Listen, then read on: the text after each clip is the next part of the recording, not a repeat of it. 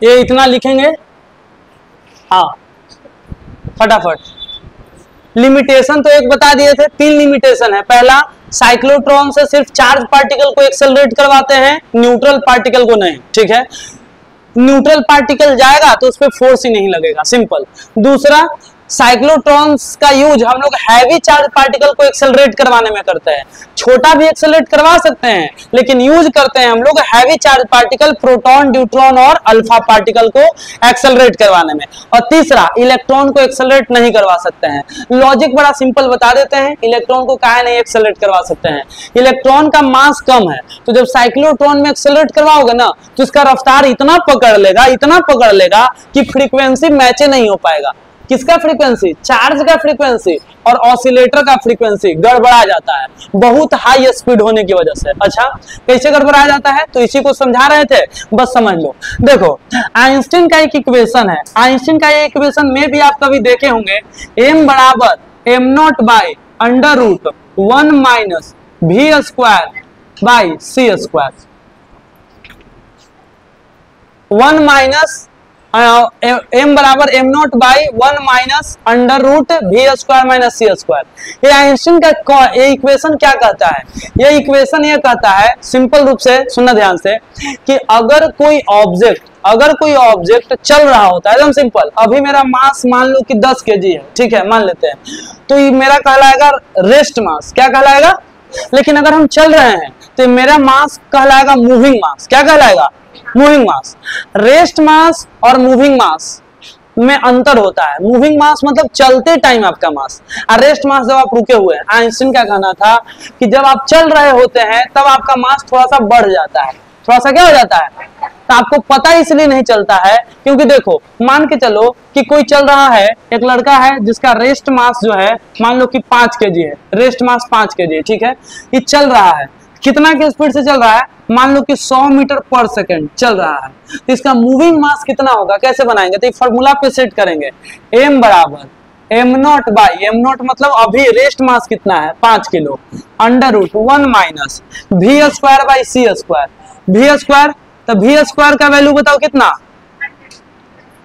100, तो 100 का स्क्वायर। और नीचे है लाइट का स्पीड, लाइट का स्पीड होता है 3 into 10 to the power 8, 3 into 10 to the power 8 का स्क्वायर। डिनोमिनेटर बहुत बहुत बहुत बहुत बहुत बड़ा, डिनोमिनेटर है कि नहीं बहुत बड़ा, और न्यूमरेटर बहुत छोटा इसके सामने। तो जब डिनोमिनेटर बहुत बड़ा रहता है तो इसका आंसर भी आएगा 0.1111। जैसे कि हम बोलेंगे 1 बाई और डिनोमिनेटर बहुत बड़ा कर दे 0.000, तो आंसर भी बहुत छोटा आएगा। तो कहने का मतलब इसका जो आंसर आएगा 5 बटा अंडर रूट 1 माइनस, इसका वैल्यू लगभग 0 के बराबर आएगा, 0.000000001 ऐसे करके आएगा। तो इसका आंसर बहुत छोटा आएगा। तो 5 बटा अंडर रूट क्या हो जाएगा? 1। आंसर अभी भी कितना रह जाएगा? इसीलिए रियल लाइफ में हम लोगों को महसूस नहीं होता है कि चलते टाइम मेरा मास काहे नहीं बदल रहा है, इसीलिए लोग विश्वास नहीं करता इस फॉर्मूले पे। लेकिन सिचुएशन तब बदल जाएगा जब आप लाइट के स्पीड से चलने लगे, जब आपका स्पीड बहुत तेज हो जाए। सिचुएशन मान के चलो कि यही लड़का चलने लगता है 3 इंटू 10 टू द पावर 8 के रफ्तार से, मान के चलो, तो इसका मास कितना हो जाएगा? तो यहाँ पे इसका मास था 5 किलो और ये चलने लगा है 3 इंटू 10 टू द पावर 8 से, तो इसका स्क्वायर, और नीचे लाइट के स्पीड का स्क्वायर सी स्क्वायर, तो ये भी सी स्क्वायर। अब सोचो ये कैंसिल हो गया, 1 हो गया, 1 माइनस 1 हो गया, तो अंदर 0 हो गया, अब 5 बटा 0 कितना हो गया? इनफाइनाइट हो गया। मतलब अगर कोई लाइट के स्पीड तक पहुंच जाता है तो उसका मास इनफाइनाइटली बढ़ जाता है, इनफाइनाइट मास हो जाता है, ठीक है। तो लॉजिक क्या निकला? लॉजिक आपको बस यहाँ यही समझना है कि अगर कोई बहुत ज्यादा ही रफ्तार पकड़ ले तो उसका मास बदल जाता है। एक लिमिट से ज्यादा भी साइक्लोट्रॉन से रफ्तार नहीं पकड़वाना है, पास में आया, एक लिमिट में ही रहना है। लेकिन इलेक्ट्रॉन के साथ यही दिक्कत है, इलेक्ट्रॉन के साथ यही दिक्कत है। और सुनो ध्यान से, बताओ, एक लाइन में बोलना, इलेक्ट्रॉन एक्सेलरेट होता है तो उसका मास कम है, एक तो कि मास कम है, और दूसरा बात मास कम होने की वजह से उसका रफ्तार क्या हो जाता है? बताओ, बहुत ज्यादा बढ़ जाता है। और रफ्तार बहुत ज्यादा बढ़ने से क्या होता है बताओ? उसका मास चेंज होता है, रफ्तार उसका बहुत ज्यादा बढ़ने से क्या चेंज होता है, मास चेंज होता है। और जब मास चेंज होगा तो फ्रीक्वेंसी चेंज हो जाएगा, टाइम पीरियड चेंज हो जाएगा। Formula 2 pi m by Q B, और यहाँ पे Q B by 2 pi m। अब बताओ मास अगर इलेक्ट्रॉन का लेंगे तो इलेक्ट्रॉन चलते रफ्तार बढ़ा रहा है, अपना मासो चेंज कर रहा है, तो फ्रीक्वेंसी गड़बड़ा जाएगा, ऑसिलेटर फ्रीक्वेंसी से फिर मैच नहीं करेगा। तो बात समझ आ रहा है, साइक्लोट्रॉन वर्क अच्छा सा नहीं करेगा। तो आपको इसका आंसर 3 स्टेप में देना है। वैसे बोर्ड्स में पूछता नहीं है, लेकिन फिर भी आप बोलेंगे इलेक्ट्रॉन का हल्का मास है, बहुत ज्यादा रफ्तार पकड़ लेता है, बहुत ज्यादा रफ्तार पकड़ने से इसका मास क्या होने लगता है, बढ़ने लगता है। मास क्या होने लगता है, और जब मास बढ़ने घटने लगेगा तो फ्रीक्वेंसी क्या होने लगेगा, चेंज होने लगेगा, टाइम पीरियड चेंज होने लगेगा। तो फ्रीक्वेंसी टाइम पीरियड चेंज होगा तो ऑसिलेटर फ्रीक्वेंसी से ही मैच नहीं कर पाएगा, जो कि एक प्रॉब्लम है। ठीक है, खैर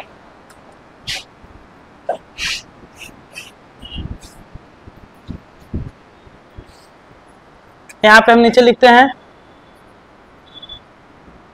लेस मास होने की वजह से वेलोसिटी बहुत ज्यादा हो जाएगा, velocity very high.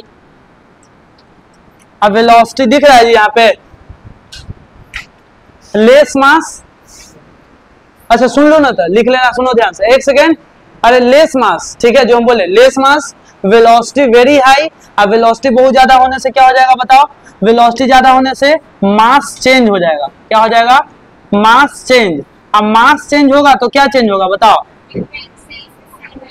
Frequency change हो जाएगा, फ्रीक्वेंसी टाइम पीरियड चेंज। ठीक है, अब फ्रीक्वेंसी चेंज हो जाएगा तो बस खत्म, यहीं पे तो बात ही आ गया, नहीं मैच करेगा। आई होना चाहिए, फ्रीक्वेंसी मैच करना चाहिए।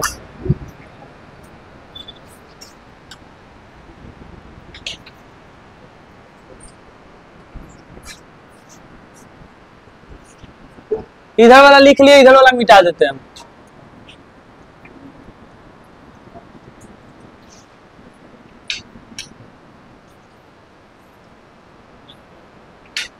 ठीक, इसको बोलते हैं रेस्ट मास, और इसको बोलते हैं मूविंग मास।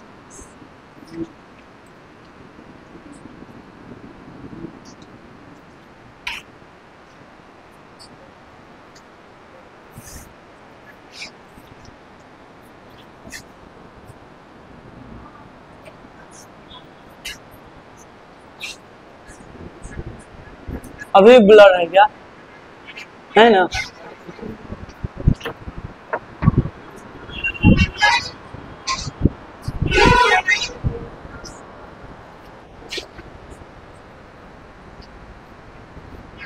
हम बोले थे, बताओ साइक्लोट्रॉन पढ़ाने से पहले हम आपको बताए थे कि हम इसको 4 या 5 सीक्वेंस में पढ़ेंगे, इंट्रोडक्शन, कंस्ट्रक्शन, प्रिंसिपल, वर्किंग, और आखिरी में क्या, फॉर्मूला। ठीक है, तो आखिरी पार्ट हमें बच गया है फॉर्मूला। क्या चीज का फॉर्मूला लिखना है साइक्लोट्रॉन में, ध्यान देना। तो साइक्लोट्रॉन में हम लोग फॉर्मूला की तरफ चलते हैं, ध्यान देना, फॉर्मूला। ठीक है, साइक्लोट्रॉन में कौन कौन से फॉर्मूला आपसे पूछा जा सकता है। ठीक है, तो देखो साइक्लोट्रॉन में सबसे पहला फॉर्मूला जो हम आपसे पूछेंगे वो है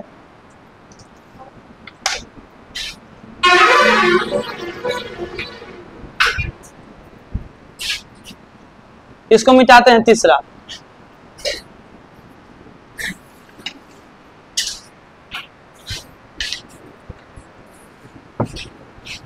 सुनो ध्यान से, पहला फॉर्मूला ध्यान देंगे, पहला कि radius of these, radius of these, बात में मत करो, रेडियस ऑफ डीज, डीज का रेडियस। ठीक है, तो आप इसको ऐसे देखेंगे, ध्यान देना कि आपका डीज था, ठीक है, डीज था और दोनों तरफ से डीज होता था। ठीक है, देखना तो हम आराम से समझ में आ जाएगा। और यहां से आपका सोर्स था, ध्यान दो इधर, और यहीं से चार्ज पार्टिकल आपने एक्सेलरेट करवाया, ऐसे ऐसे एक्सेलरेट करवाया।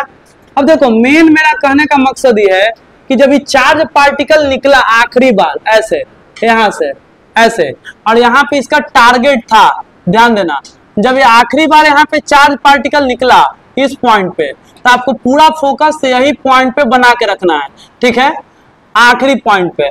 तो चार्ज पार्टिकल जिस वेलोसिटी से निकला होगा इस वेलोसिटी को भी बोलते हैं, क्या बोलते हैं, भी। एक बार बताओ कि हर चक्कर में वेलोसिटी सेम होगा कि अलग अलग होगा? अरे भाई साइक्लोट्रॉन एक्सेलरेट करवाता है तो हर बार अलग अलग। ये थप्पड़ कौन मार रहा था? Electric field. एक बार घूम के आया एक थप्पड़, फिर घूम के आया एक थप्पड़, तो इलेक्ट्रिक फील्ड थपड़ा रहा था तो रफ्तार सेम रहेगा? ये बताओ। जब घूम के आता है बीच में तब रफ्तार बढ़ता है। तो हम लोग बात बीच का नहीं करते हैं, हम आखिरी चक्कर जो लेता है ना, कौन चक्कर बोलो? आखिरी चक्कर। तो आखिरी चक्कर जो लेगा तो चक्कर जो होगा उतना ही बड़ा होगा जितना बड़ा डीज होगा, और जितना बड़ा डीज होगा इसका चक्कर भी उतना ही होगा। तो ये क्या, कौन सा चक्कर है बताओ? लेट आखिरी चक्कर, लेट लास्ट चक्कर, और लास्ट चक्कर, ठीक है, लास्ट चक्कर मान के चलते हैं, लास्ट चक्कर।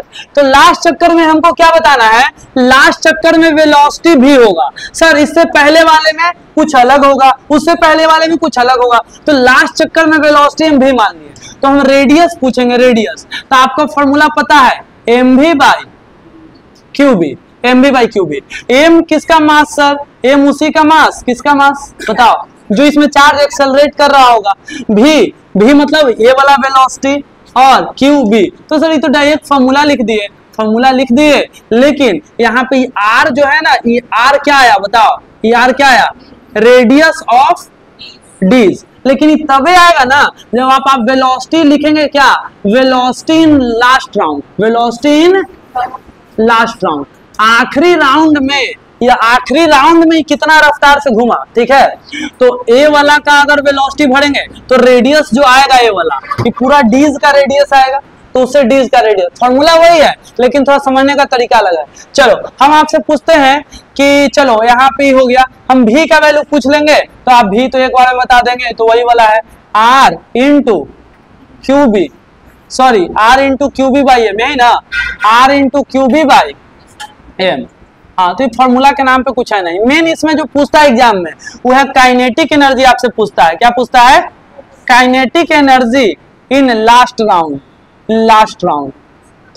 आखिरी राउंड घूमा तो काइनेटिक एनर्जी कितना होगा बताओ? तो आपको पता है काइनेटिक एनर्जी होता है कितना, बोलो? Half M V square. तो कितना हो जाएगा? Half M, velocity last round में है R square Q square B square by M square. यही इसलिए फेमस फॉर्मूला है वाला।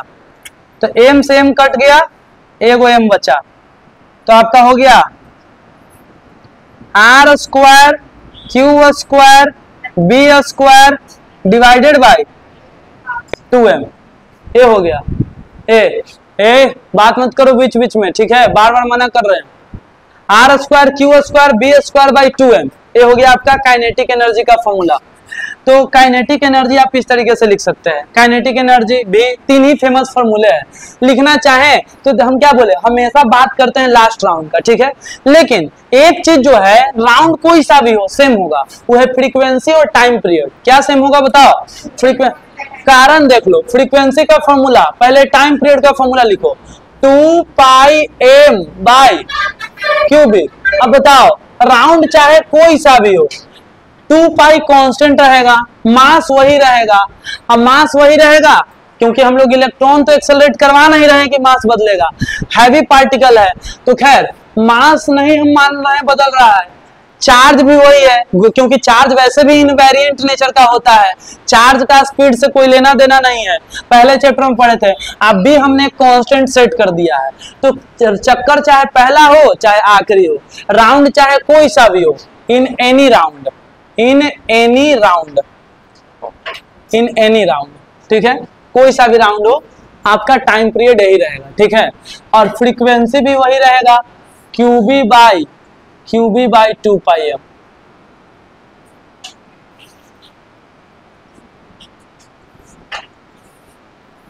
इन any round, in any round,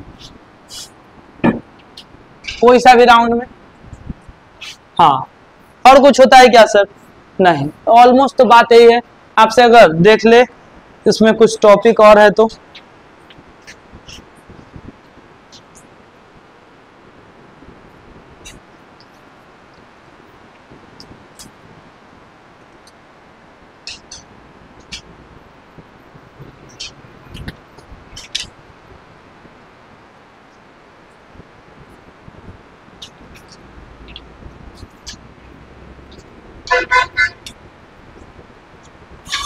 नहीं, आपका टॉपिक इतना ही है, इसको लिख लेंगे। अच्छा, एक्सेलरेशन का फॉर्मूला क्या होता है बताओ तो। एक्सेलरेशन का फॉर्मूला हम तुमसे पूछेंगे कि चार्ज पार्टिकल पे एक्सेलरेशन कितना लगता है। साइक्लोट्रॉन में चार्ज पार्टिकल पे कितना एक्सेलरेशन लगता है, सुनना। Acceleration on charge particle, acceleration on charge particle, acceleration on charge particle. चलो, घूमते टाइम एक्सेलरेशन होगा वो अलग बात है, लेकिन इलेक्ट्रिक फील्ड की वजह से एक्सेलरेशन का फॉर्मूला हो जाएगा QE बाई M। किसके वजह से? Due to electric field. किसके वजह से? ड्यू टू कौन सा फील्ड?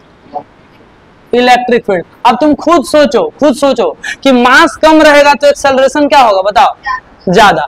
इलेक्ट्रॉन का मास बहुत ही ज्यादा कम होता है, ठीक है, बहुत ज्यादा कम, तो इसका एक्सेलरेशन बहुत ही क्या होगा? ज्यादा।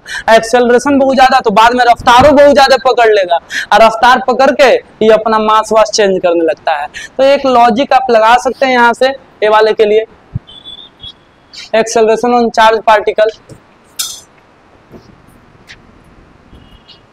इलेक्ट्रिक फील्ड की वजह से QE बाई M मिलता है।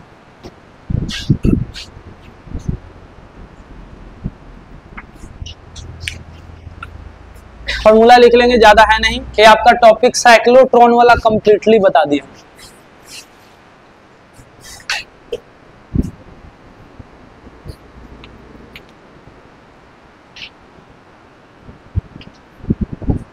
लिख लेंगे जल्दी से फटाफट।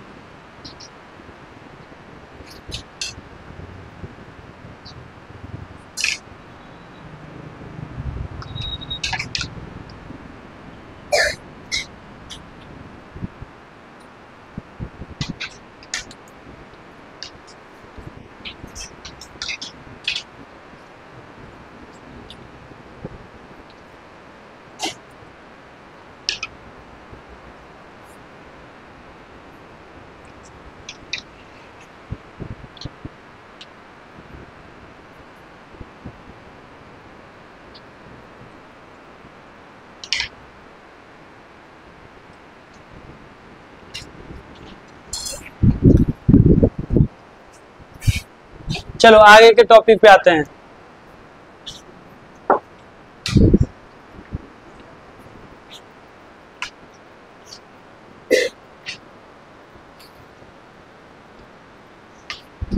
ध्यान देना, देखो आगे है कि सिंपल रूप से आगे का टॉपिक सुनना क्या है।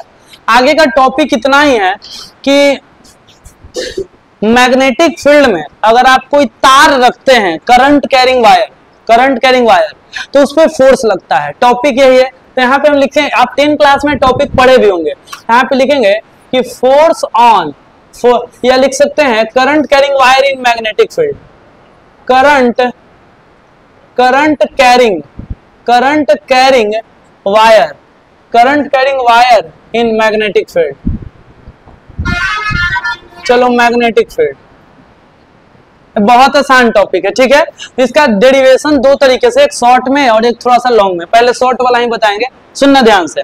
Current carrying wire in magnetic field, इसका सबसे पहला पॉइंट है कि अगर कोई मेरे पास करंट कैरिंग वायर है जिसमें करंट फ्लो हो रहा है, आई करंट फ्लो हो रहा है, इसका सिंपल मीनिंग यह निकल के आ रहा है कि वायर में इलेक्ट्रॉन नीचे की तरफ चल रहे हैं। बताओ, ये वायर में इलेक्ट्रॉन नीचे की तरफ चल रहे हैं, ऐसे इलेक्ट्रॉन नीचे की तरफ चल रहे हैं, तभी वायर में ऊपर की तरफ करंट फ्लो हो रहा है। अच्छा, और अगर हम इसमें एक मैग्नेटिक फील्ड सेट कर दे, इसमें अगर एक हम मैग्नेटिक फील्ड सेट कर दे, इधर इस डायरेक्शन में, किसी भी डायरेक्शन में एक हम मैग्नेटिक फील्ड सेट कर दे, ठीक है, तो अगर अब आप ओवरऑल देखेंगे तो आपको यह समझ में आएगा कि मैग्नेटिक फील्ड और यहाँ पे इलेक्ट्रॉन कैसा चार्ज पार्टिकल है, बताओ, निगेटिव चार्ज पार्टिकल।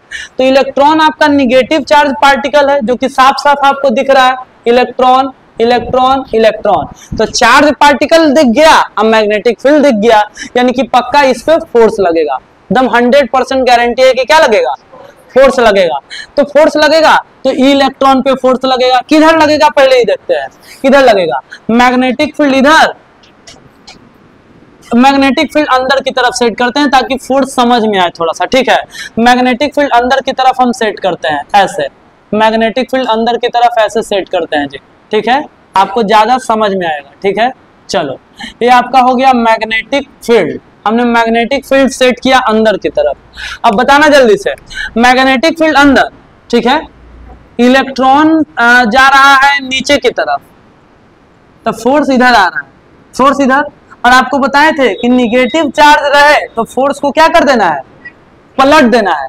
तो पहले नॉर्मल देखो, निगेटिव चार्ज में आप डायरेक्शन बदल देते हैं, तो हो गया वही, इधर आया ना मैग्नेटिक फील्ड, इधर इधर फोर्स इधर आया, फोर्स इधर आया, तो आपका फोर्स जो है पलट देंगे, अब फोर्स इधर लगने वाला है, फोर्स इस डायरेक्शन में लगने वाला है, फोर्स इस इलेक्ट्रॉन पे, वैसे ही इस इलेक्ट्रॉन पे इधर फोर्स लगेगा, इस इलेक्ट्रॉन पे भी इधर फोर्स लगेगा। क्या सारे इलेक्ट्रॉन पे फोर्स इधर लगेंगे, बताओ, इस इलेक्ट्रॉन पे भी फोर्स इधर लगेगा, वैसे ही करके सारे इलेक्ट्रॉन पे फोर्स लगेगा।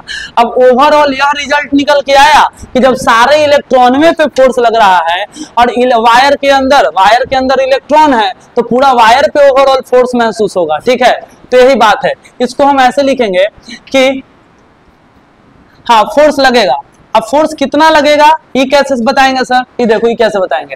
तो हम आपसे पूछते हैं कि चार्ज पे कितना फोर्स लगता है बताओ, चार्ज पे। तो आप बोलते हैं कि सर F बराबर क्यू भी बी क्या होता है, साइन थीटा। F बराबर क्यू भी बी, लेकिन सर यहाँ पे तो चार्ज नहीं है, यहाँ पे तो आई दिया हुआ है, आई। तो काम करते हैं, सुनना ध्यान से, हम क्या करते हैं पूरा इक्वेशन में ऊपर टी से और नीचे टी से गुना कर देते हैं। ऊपर और नीचे टी से गुना कर सकते हैं, मेरा मर्जी, कोई भी नंबर से गुना और डिवाइड भी कर सकते हैं। अब बताओ क्या हो जाएगा, F बराबर Q बाई टी को अलग कर लेते हैं, उसके बाद V इंटू टी को एक जगह कर लेते हैं। आप देखना Q by T V into T, उसके बाद V इंटू साइन थीटा। अगर आप देखें तो Q बाई टी आ गया I, अब V इंटू टी आ गया डिस्प्लेसमेंट। डिस्प्लेसमेंट क्या होता है सर, तो यहाँ से यहाँ का लेंथ है, यहां से यहाँ का ये वाला डिस्प्लेसमेंट, समझ में आ रहा है, डिस्प्लेसमेंट वायर का, ठीक है। और v इंटू टी आपका display velocity into time by displacement, और b हो गया मैग्नेटिक फील्ड और साइन थीटा आपका हो गया, ठीक है। अच्छा, क्यू भी B sorry I L B sine theta, sir ये आ गया फॉर्मूला क्या, I B L sine theta आ गया, I B L sine theta, ठीक है। अच्छा बहुत बढ़िया, ये इसको बोलते हैं जुगाड़ू प्रूफ, ठीक है, रियल प्रूफ ही नहीं है, जुगाड़ लगा के किया गया है कि ऊपर टी या टी से गुना कर दिया, ठीक है। इसका दूसरा प्रूफ अलग तरीके से होता है, खैर वो सब छोड़ो। हम पूछेंगे इसका वेक्टर फॉर्म कैसे लिखेंगे, वेक्टर फॉर्म क्या, वही तो हम अभी बात करने वाले हैं, थीटा किसके बीच का एंगल है, ठीक है। तो थीटा किसके बीच का एंगल है, तो यहाँ पे दो करंट तो स्केलर है भाई, इसमें तो कुछ बन ही नहीं सकता है, या तो B क्रॉस L बन सकता है या तो L क्रॉस B, यही ना। तो यहाँ पे ध्यान देना, B क्रॉस L या L क्रॉस B, इसमें क्या लिखेंगे, तो इस पे कंफ्यूजन है, हम इसको इधर समझेंगे, आप पहले यहाँ पे लिखना, ठीक है। रियल फॉर्मूला यही है, हम पूछेंगे बताओ वायर को मैग्नेटिक फील्ड में रखेंगे तो उस पर फोर्स कितना लगेगा, IBL sin थीटा, ठीक है। एल क्या है जल्दी से बताओ यहाँ पे, डिस्प्लेसमेंट लेंथ, क्या बोलेंगे एल को, सब चीज याद रखना, फोर्स करेंट ये सब भूल जाओ, लेकिन एल को मत भूलना, एल है आपका डिस्प्लेसमेंट लेंथ।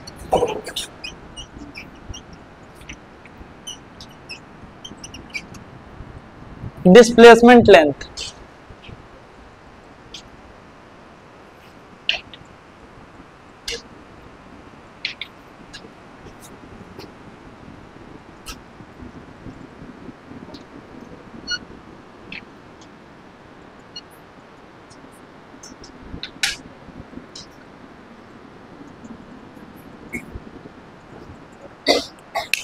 डिस्प्लेसमेंट लेंथ आपको याद हो कि करंट एलिमेंट कुछ पढ़े थे, सुना ध्यान से, करंट एलिमेंट, तो करंट एलिमेंट का डायरेक्शन उधरे लेते थे जिधर करंट का डायरेक्शन होता था, उसी तरीके से डिस्प्लेसमेंट लेंथ का डायरेक्शन उधर ही लेंगे जिधर क्या रहेगा, करंट रहेगा, ठीक है।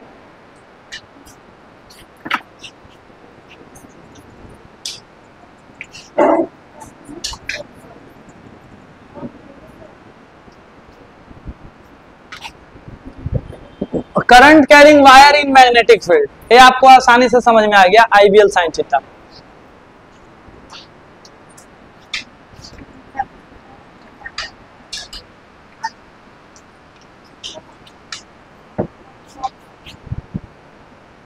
मिटाने वाला कहाँ गया भाई, ये है, चलो इसी से मिटा लेते हैं।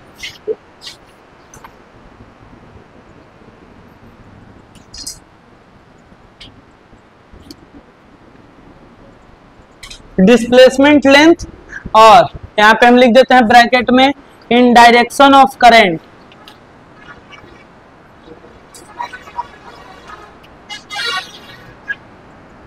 Displacement length in direction of current.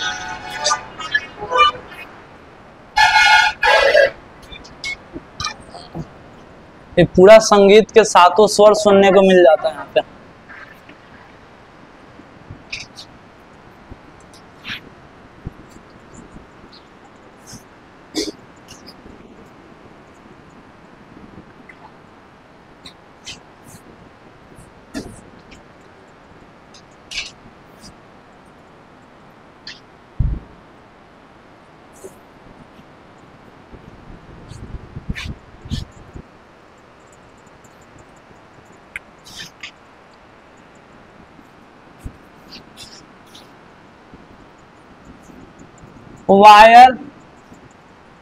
Wire consist of electron, wire electron है, वायर के अंदर इलेक्ट्रॉन है, electron experience force in magnetic field.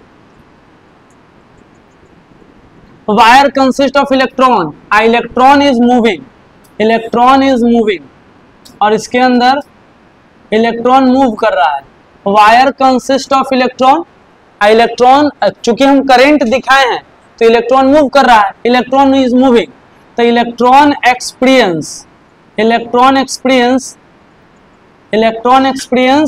Force, electron force experience करेगा। ईच इलेक्ट्रॉन एक्सपीरियंस फोर्स, तो हेंस क्या लिख सकते हैं बताओ, hence wire also experience force. समझ में आया बात, आपको बता दिए कि wire consist of electron, wire में इलेक्ट्रॉन होता है, electron is moving, electron move कर रहे हैं। Each electron experience force in कौन सा field, magnetic field. Each electron experience force in magnetic field, सारे MF मतलब मैग्नेटिक फील्ड, ठीक है। Each electron experience force in magnetic field, जैसे कि हर इलेक्ट्रॉन पे फोर्स लग रहा है, hence wire also experience force, wire पे भी फोर्स लगेगा, ठीक है। हाँ लिख के साइड में कहीं पे भी लिख लो बगल में।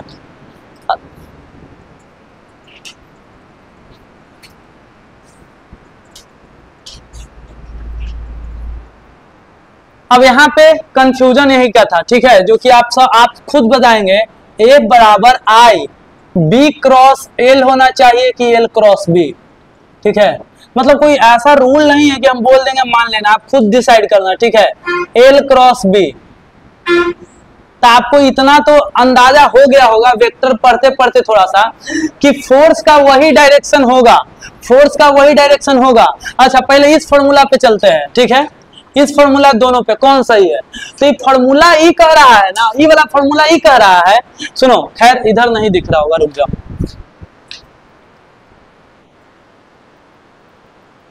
चलो देखते हैं ये फॉर्मूला क्या कर रहा है, ये बताओ। ये फॉर्मूला ये कह रहा है कि फोर्स का वही डायरेक्शन होगा जो डायरेक्शन बी क्रॉस एल का होगा। अरे बोलो, ये फॉर्मूला कह रहा है फोर्स का वही डायरेक्शन होगा जो डायरेक्शन एल क्रॉस बी का होगा। तो कौन सा बात सही है, तो हम एक काम करेंगे, हम यही वाला कॉन्सेप्ट में बी क्रॉस एल एक बार करते हैं और एल क्रॉस बी, अब देखते हैं कि फोर्स तो इधर ही लगेगा। अरे सही है कि गलत लिखा हुआ, ये बताओ। ये तो सही लिखा हुआ है, लेकिन हम लोग क्रॉस प्रोडक्ट से खेलेंगे।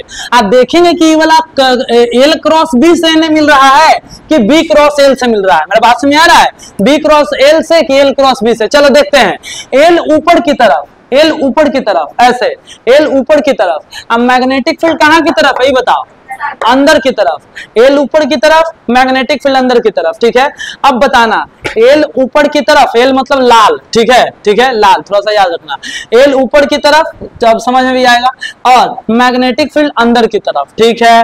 अब बताओ फोर्स किधर लग रहा है, इधर, इधर। तो काम करते हैं, हम क्रॉस प्रोडक्ट करते हैं। एक बार एल क्रॉस बी करेंगे, एल क्रॉस प्रोडक्ट करने का राइट हैंड रूल लगाते हैं, ऐसे ऐसे रखेंगे, ऐसे एल क्रॉस बी, ऐसे। तो एल क्रॉस बी करेंगे तो अंगूठा इधर दे रहा है, इधर बता रहा है। एल क्रॉस बी करने से अंगूठा हमारा इधर बता रहा है, फोर्स इधर बता रहा है, ठीक है।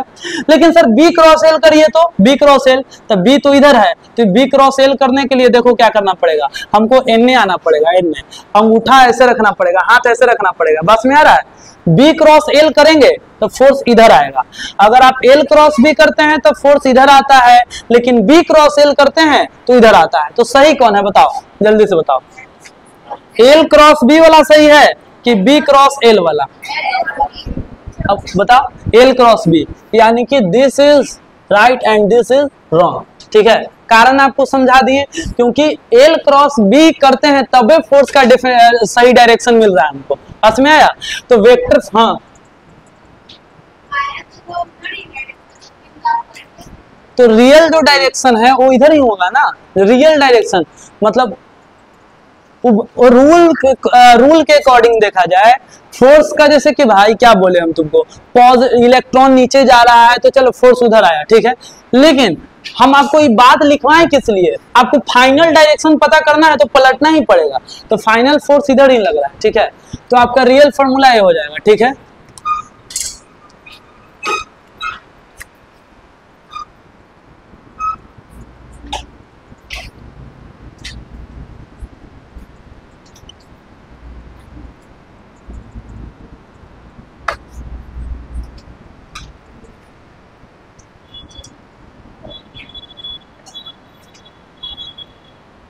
वायर पे फोर्स निकालना है, हाँ तो निकालना है तो आप सबसे पहला काम यही करेंगे, सुनना, वायर पे फोर्स निकालना है। अगर आपको क्रॉस प्रोडक्ट समझ में आता है तो सब कहानी खत्म एक बार में। अगर वायर पे फोर्स निकालना है तो फोर्स का डायरेक्शन, वायर पर फोर्स का डायरेक्शन, फोर्स का डायरेक्शन बस ऐसे लिख देते हैं, किधर होगा, वायर पर फोर्स का डायरेक्शन किधर होगा। तो इसका सिंपल जवाब है फोर्स का उधरे डायरेक्शन होगा जो डायरेक्शन एल क्रॉस बी का होगा।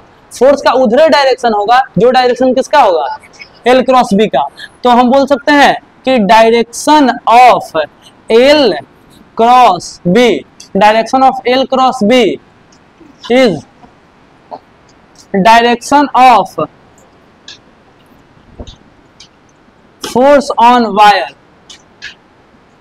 Direction of force on wire. अभी हम पूछने वाले हैं सभी को क्वेश्चन देके, ठीक है, कि बताना फोर्स किधर लगेगा, ठीक है। यहाँ पे ये तो हो गया। अब कोई बोलेगा सर हमको क्रॉस प्रोडक्ट नहीं करने आता है, तब क्या करेंगे?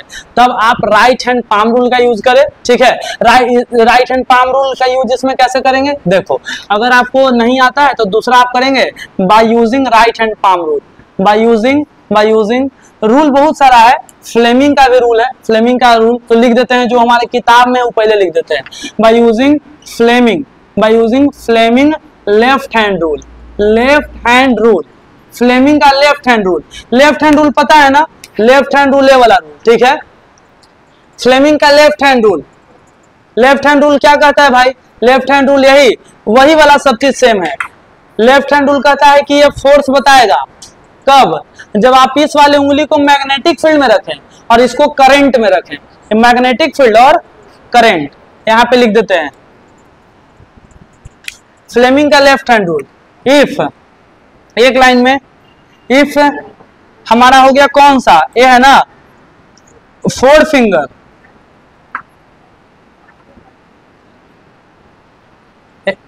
इफ फोर फिंगर, एक बात नहीं, if four finger in direction of, four finger बता जल्दी किस डायरेक्शन में? डायरेक्शन ऑफ मैग्नेटिक फील्ड, और मिडिल फिंगर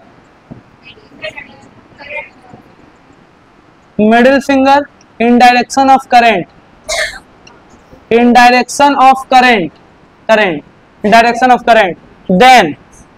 देन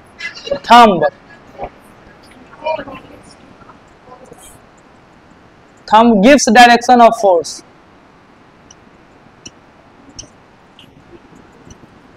ये रूल टफ है थोड़ा सा, ये रूल आपको पहले ही पता है, ये रूल में बहुत लोग कंफ्यूज हो जाता है ये रूल में।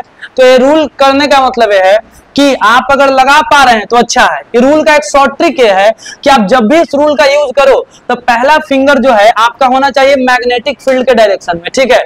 जिधर आप अगर फंस गए कि किधर करंट है वो में, तो प्रॉब्लम होगा। मैग्नेटिक फील्ड इधर, तो आपका ये फिंगर मैग्नेटिक फील्ड में होना चाहिए। मैग्नेटिक फील्ड इधर, तो इधर, बाहर तो बाहर। पहला काम है मैग्नेटिक फील्ड, ठीक है। खैर, इसका तीसरा रूल बताने का जरूरत नहीं है, आपको खुद पता होगा। बताओ तीसरा रूल कौन सा? ये इसके लिए लिख रहे हैं, वायर के लिए। तीसरा रूल तो कहाँ लैंग्वेज में कुछ ज्यादा लिख रहा है, बस ये शॉर्ट में तो लिख रहा है। तीसरा रूल क्या है? राइट हैंड पाम रूल, जो कि शॉर्ट एंड सिंपल है, राइट हैंड पाम रूल। चलो तीसरा यहां लिख देते हैं, right hand palm rule, right hand palm rule, right hand palm rule. अब देखना इसमें मजा आता है कब? जब बताया हुआ सब चीज है। अब देखना तुम डायरेक्शन में तुम गलती करोगे, ये हम आखिरी चीज लिख दिए, आखिरी बात लिख दिए। देखना हम पूछेंगे, बहुत लोग गलत बताएगा। राइट हैंड पाम रूल, ये आखिरी बात लिख रहे हैं। राइट हैंड पाम रूल में आप क्या करते हैं? आप इसमें ऐसे एक बना दो अंगूठा भाई,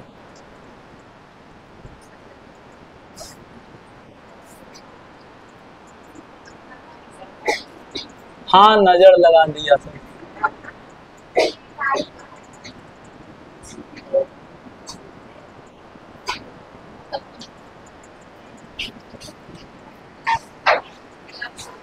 ये पनडुब्बी लग रहा है।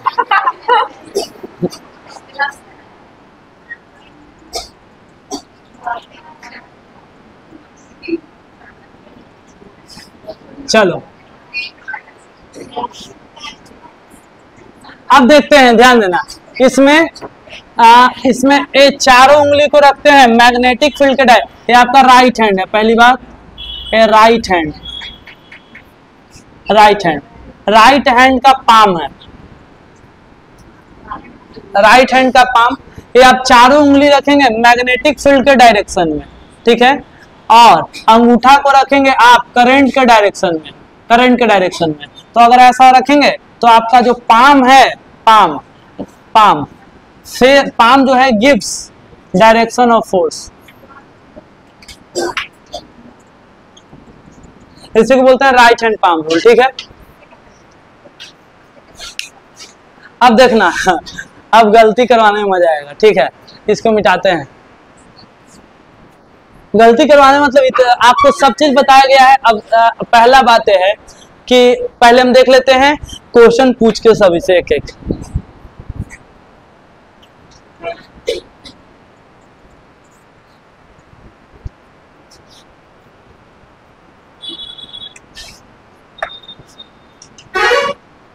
Find the direction of force.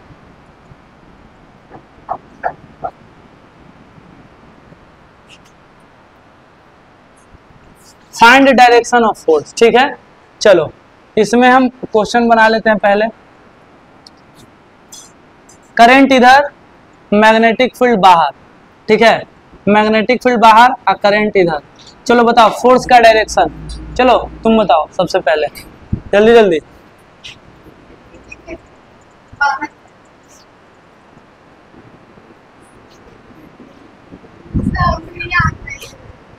अच्छा बैठो, देखो ये सब छोड़ो, हम क्या बोले, इसमें उलझ जाता है सब। राइट हैंड निकालो, पहला काम ये है, राइट हैंड की चारों उंगली किस डायरेक्शन में, मैग्नेटिक फील्ड के डायरेक्शन में। मैग्नेटिक फील्ड बाहर बाहर, अब अंगूठा जने करंट है उन्हें, करंट कने है एने, तो करंट एने, तो फोर्स कहाँ, डाउनवर्ड, तो फोर्स आपका लगेगा डाउनवर्ड, फोर्स आपका डाउनवर्ड, ठीक है।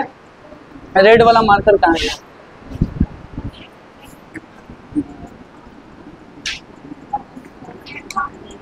चलो तुम बताना। दूसरा, मैग्नेटिक फील्ड इधर और करंट इधर, मैग्नेटिक फील्ड इधर और करंट इधर, चलो बताओ जल्दी से, फोर्स किधर,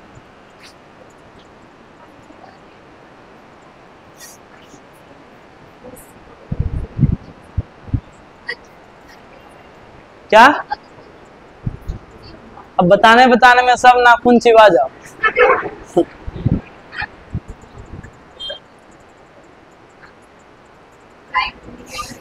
बोलो, इनवर्ड, मैग्नेटिक फील्ड ऊपर की तरफ, करंट इधर अंदर, इनवर्ड।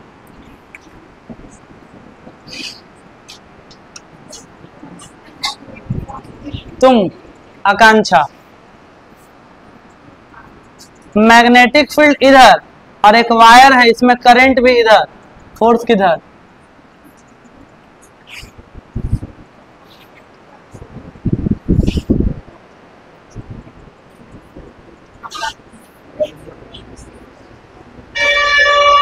जीरो क्या है, हाँ वैसे फोर्स जीरो होगा, आप अगर फॉर्मूला में भी दे। अच्छा एक सेकेंड, अब बहुत लोग पूछ रहे थे कि थीटा क्या है, theta is the angle between L and B, क्या बोल सकते हैं, और एल का वही डायरेक्शन होता है जो करंट का डायरेक्शन होता है, तो सिंपल करंट और मैग्नेटिक फील्ड के बीच का एंगल, किसके बीच का एंगल, और हाँ लेकिन ज्यादा बेहतर, सुनो ध्यान से, ज्यादा बेहतर है बोलना कि theta is the angle between L vector and B vector, लिख लेना, जहां आईबीएल साइन थीटा लिखे हो ना वहां लिख लेना theta is the angle between, theta बराबर करके लिख लेना, angle between L vector and B vector,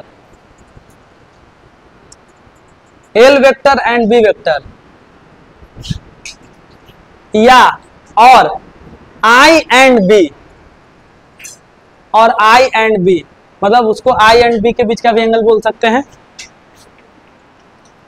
हाँ तो आपको ध्यान रखना चाहिए कि फोर्स ऐसे सिचुएशन में जीरो आएगा, ठीक है, और यहाँ पे आपको पता है ना एंगल 0 डिग्री है, तभी फोर्स 0 डिग्री हो गया।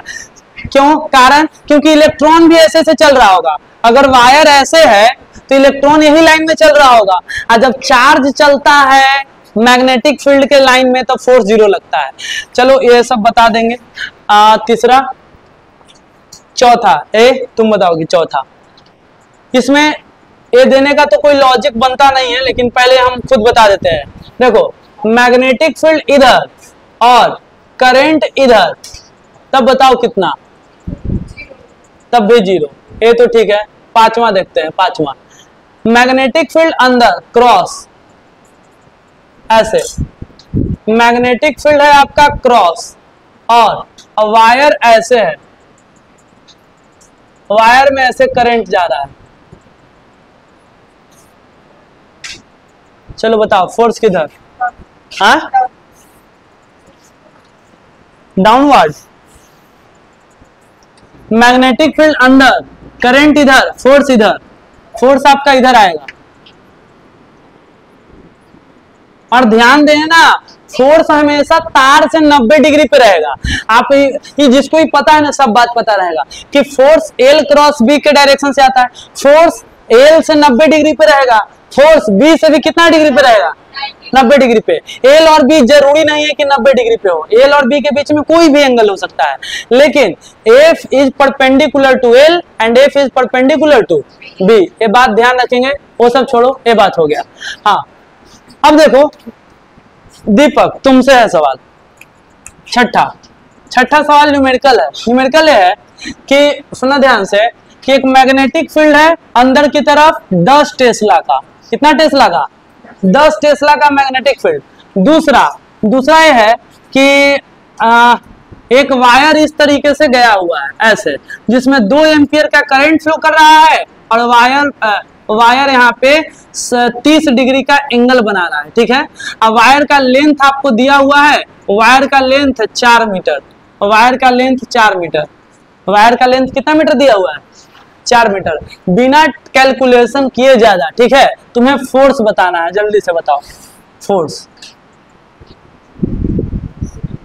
हाँ, 40 न्यूटन।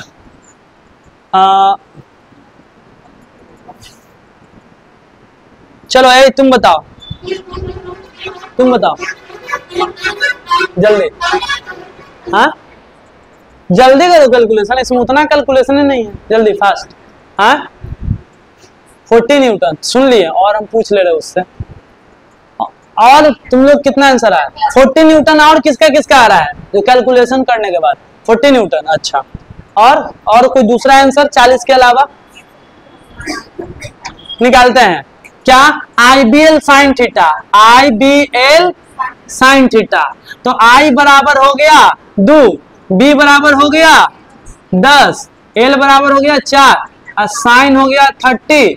तो 10 दूना 20 गुने 4, 1/2, 80/2। आंसर कितना, 40 न्यूटन। 40 न्यूटन, यही ना। हाँ,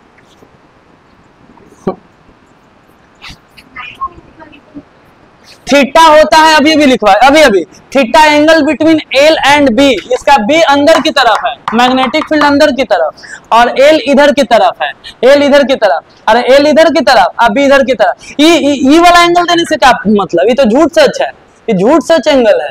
यहाँ पे यह एंगल ऐसे ही दिया हुआ है कंफ्यूजन के लिए, तो यहाँ पे 30 डिग्री नहीं होगा, कितना डिग्री होगा, 90 डिग्री, तब जाके सही बनेगा। बस में आया, जरूरी थोड़ी है। हम क्या बोले, इस वाले क्वेश्चन में 90 डिग्री है। अब हम मैग्नेटिक फील्ड ऐसे ना देके ऐसे दे देते तभी सही हो जाता, ऐसे मैग्नेटिक फील्ड 10 टेस्ला, तब सही हो जाता। और बात में आया, मैग्नेटिक फील्ड इधर है तब एंगल 30 डिग्री ले सकते थे। बात में आया। हाँ, हर क्वेश्चन में 90 डिग्री कैसे हो जाएगा। तो इसका आंसर आई थिंक आपको समझ में आ गया होगा कि कैसे बनाते हैं, ठीक है। चलो, यहाँ पे मैग्नेटिक फील्ड कितना था अंदर की तरफ, कितना टेस्ला, 10 टेस्ला, और आपका इधर से एंगल दिया हुआ था, इधर से मैग्नेटिक फील्ड IBL साइन कितना, 90, 30 नहीं, झूठ सच में नहीं पढ़ना है। B बराबर I का वैल्यू 2, B का वैल्यू 10 और L का वैल्यू 4 और साइन 1। अब B बराबर कितना आ गया, साइन 1 नहीं, खाली 1, 80 न्यूटन।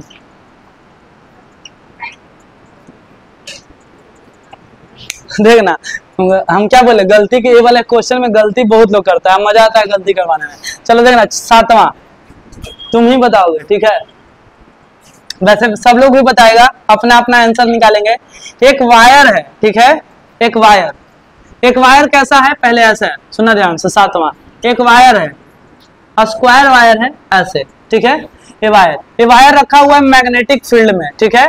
क्रॉस मैग्नेटिक फील्ड है हर जगह, ऐसे यूनिफॉर्म मैग्नेटिक फील्ड है, और मैग्नेटिक फील्ड है 10 टेस्ला का। कितना टेस्ला का, 10 टेस्ला का। और वायर में करंट फ्लो कर रहा है 2 एम्पियर का। कितना एम्पियर का, पूरे वायर में 2 एम्पियर का करंट सर्कुलेट कर रहा है पूरे वायर, ठीक है। बताना है, लेंथ दे दे, इस स्क्वायर है, इसका जो साइड लेंथ है ना वो दिया हुआ है 1 मीटर, साइड लेंथ 1 मीटर। आपको बताना है net force on wire, wire में करंट है, मैग्नेटिक फील्ड में है, तो net force on wire. Find F net on wire.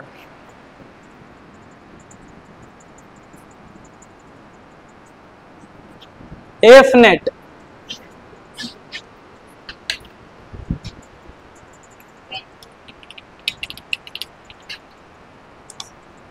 इधर दिख रहा है, पहले इधर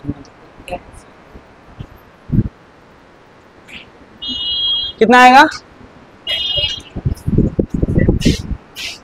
सेम आएगा। चलो देखते हैं 1 सेकेंड। ये वायर के गो है, 4 गो है, वायर के गो है 1 2 3 4, 4 गो वायर है ना, 4 गो वायर तुम सबके जोड़ दिया गाज एक में। अच्छा वो सब छोड़ो, वायर 4 गो है। एक काम करते हैं, पहले इस वायर को देखते हैं, जल्दी से बताना फोर्स किधर लगेगा, जल्दी बताओ। मैग्नेटिक फील्ड अंदर, करंट इधर, फोर्स ऊपर। इस पे फोर्स ऊपर लगेगा, ओ वाला मार्कर देना ब्लू वाला, इस पे फोर्स ऊपर लगेगा, ध्यान देना। कितना लगेगा बता सकते हो, कितना लगेगा? तो force IBL sine theta, IBL, I है 2, B है 10 और L है कितना 1, और साइन कितना है 90, तो 10 दूना 20, कितना न्यूटन, 20 न्यूटन।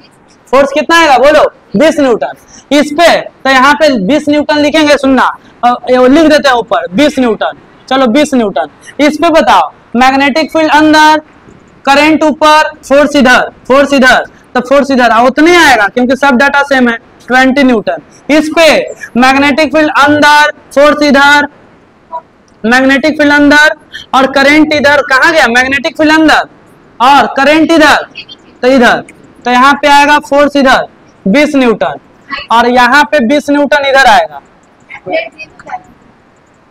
बताओ टोटल फोर्स, ऊपर नीचे cancel 20-20, right left cancel 20-20, total force कितना 0। याद रखेंगे अगर कोई लूप में करंट है, अगर कोई लूप है, चाहे लूप सर्कुलर हो, स्क्वायर है, रेक्टेंगुलर हो, कैसा हो, अगर कोई सर्कुलर लूप में करंट फ्लो कर रहा है, ठीक है, और वह यूनिफॉर्म मैग्नेटिक फील्ड में रखा हुआ है, तो उस पर लगने वाला नेट फोर्स कितना होगा 0। एफ नेट बराबर 0 लिख लेंगे। और डिस्प्लेसमेंट से भी होगा, अगर आप यहां से चलो तो डिस्प्लेसमेंट इसका 0, तो डिस्प्लेसमेंट लेंथ 0। अगर देखो सुनो ध्यान से, डिस्प्लेसमेंट लेंथ 0, अगर कोई एक जगह से चलो दूसरा जगह घूम के जाओ तो डिस्प्लेसमेंट लेंथ कितना, तो वैसे भी आंसर 0 आ जाएगा, ठीक है, और ऐसे भी 0 आ गया। बस ये लिख लो, आपका पूरा कंप्लीट हो गया।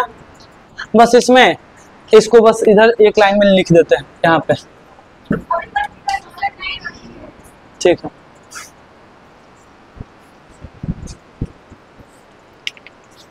इसको यहाँ पे ही लिख देते हैं। ये अपने से कैलकुलेशन कर लेना, IBL साइन थीटा 20 आया, ठीक है, ये 20 कैसे आया वो हम बार बार नहीं लिख रहे, यहाँ पे हम लिख देते हैं कि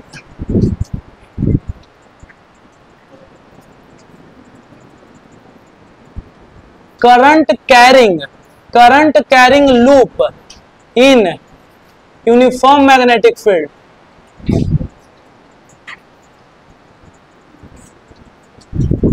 लूप समझ में आता है ना, करंट कैरिंग लूप, चाहे लूप कैसा भी शेप का हो, हम बोलेंगे ना ऐसा लूप है और मैग्नेटिक फील्ड में है, यूनिफॉर्म मैग्नेटिक, तो नेट फोर्स इस पे कितना होगा 0, ठीक है, याद रखना।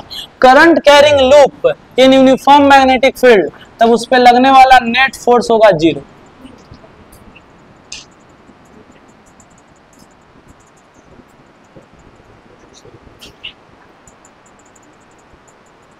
और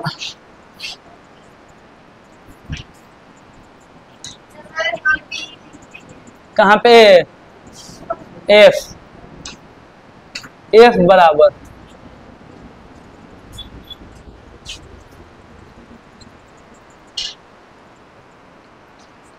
लिख लो,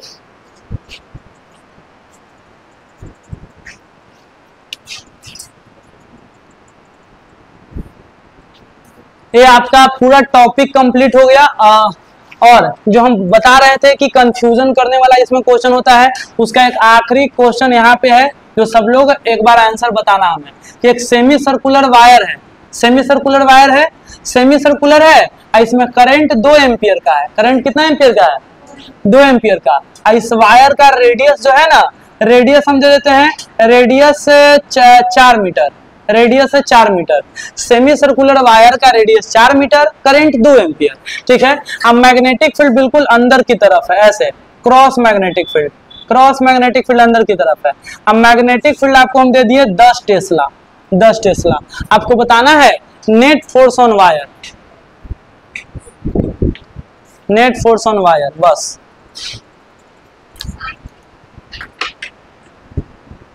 नेट फोर्स ऑन वायर, बताओ बताओ भाई, बताओ बताओ। आज फॉर्मूला याद करके आए हो? आज सुनेंगे। नहीं याद किया तो पिटाना।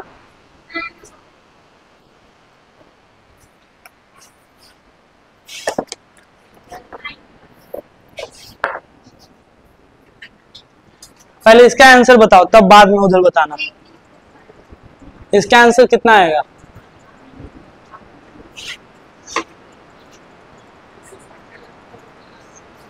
कितना आएगा? 160 आएगा। कितना आएगा बताओ? नहीं बताए? नहीं मालूम? नहीं बोले तो बताना है।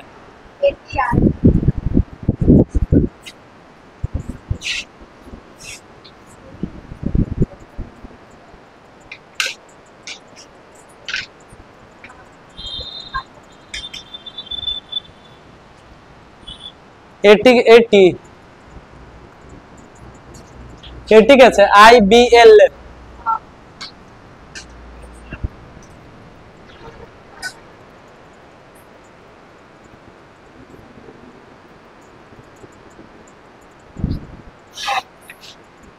F बराबर IBL साइन थीटा, साइन, हाँ IBL sine theta. I current है 2 एम्पियर का, मैग्नेटिक फील्ड है 10, लेंथ, लेंथ मतलब डिस्प्लेसमेंट लेंथ, तो चला यहां से और पहुंचा यहां पे, है ना, तो डिस्प्लेसमेंट लेंथ ए वाला, ए वाला, तो डिस्प्लेसमेंट लेंथ ए हो गया।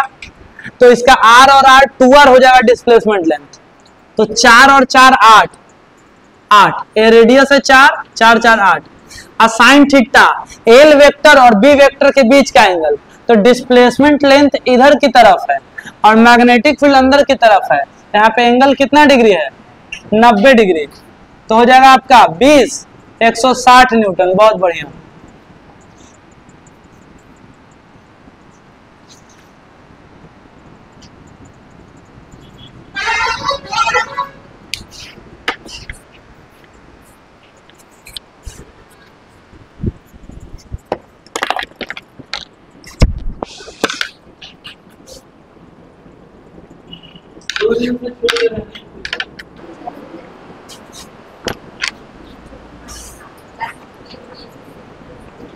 कौन नहीं पढ़ी है? हम नहीं बोले थे, हम चले गए थे।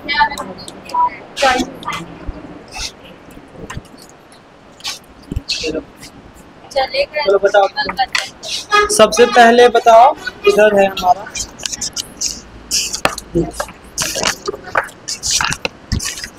बेसिक का फॉर्मूला है सब। हाँ, velocity of image in plane mirror, velocity of image का फॉर्मूला बताओ। अगर वेलोसिटी ऑफ मिरर और वेलोसिटी ऑफ ऑब्जेक्ट दिया हुआ है तो 2vm minus vo, 2vm minus vo। बहुत बढ़िया। Newton's formula of focal length, ये नहीं, रिफ्रैक्टिव इंडेक्स का फॉर्मूला बताओ। n2/n1 किसके किसके इक्विवेलेंट होता है? n2/n1, n2/n1 is equal to what? Refractive index नहीं पढ़ेंगे? sin हाँ बोलो। i by sin r और? Equal to constant. और क्या था स्पीड के टर्म में? V1 by V2 lambda 1 by lambda 2 N2 by N1 बराबर ये फॉर्मूला था ना V1 by V2 lambda 1 by lambda 2 sine I by sine R। चलो बैठो, चलो तुम बताओ। ये हमने पढ़ा है सब।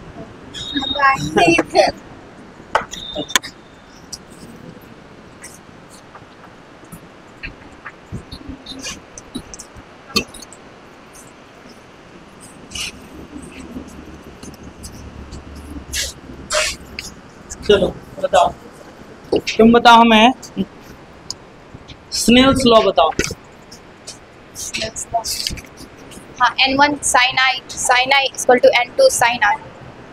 और कुछ लैंग्वेज में बता सकती हो इसके बारे में?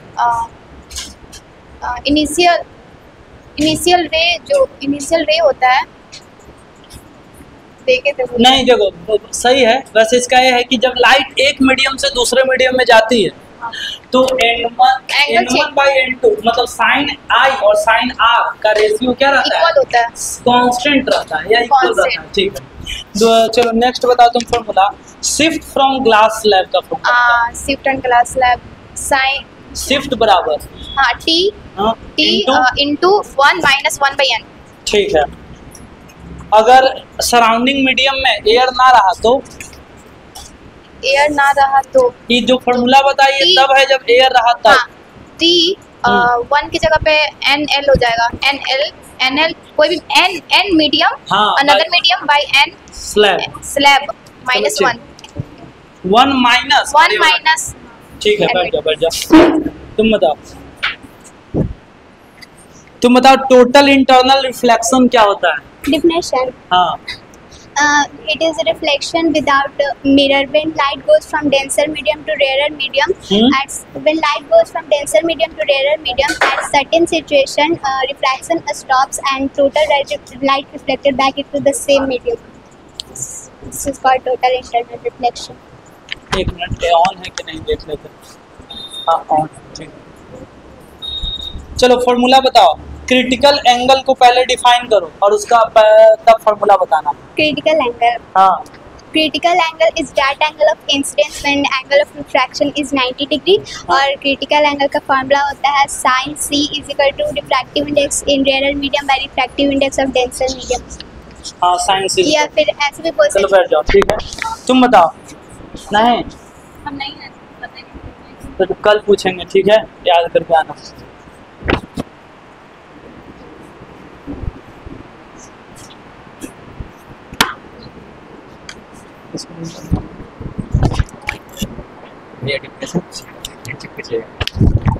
माइक ऑन है।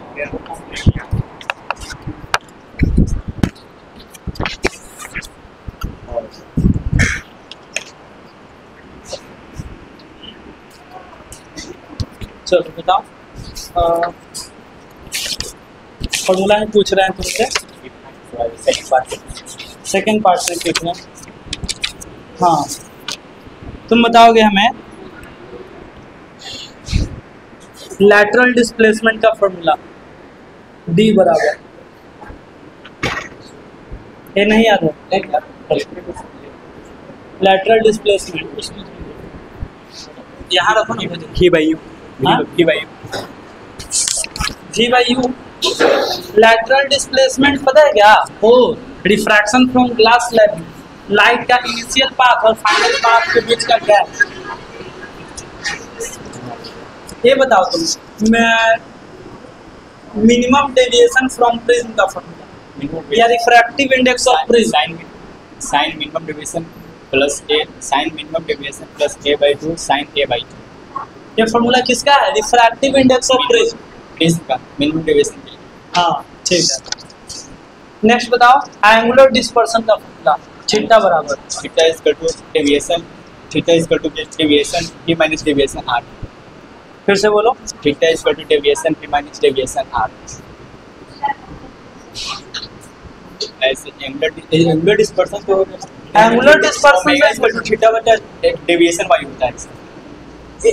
A into N V minus N R, ये वाला तो डिफाइन में थोड़ा था कि मतलब एंगुलर डिस्पर्सन। हाँ ठीक है, वो बोल सकते हो, ओरिजिनल तुम डेफिनेशन बताए। ठीक है, वो भी ठीक है। It is ratio of angle of deviation. चलो तुम बस एक बता दो, कि जब लेंस को लिक्विड में डालते हैं तो क्या क्या चेंजेस होता है।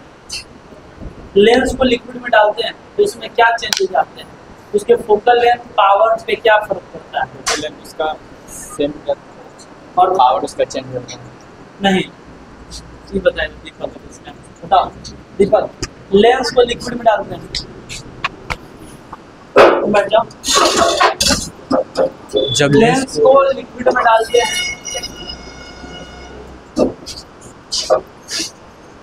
चलो बताओ।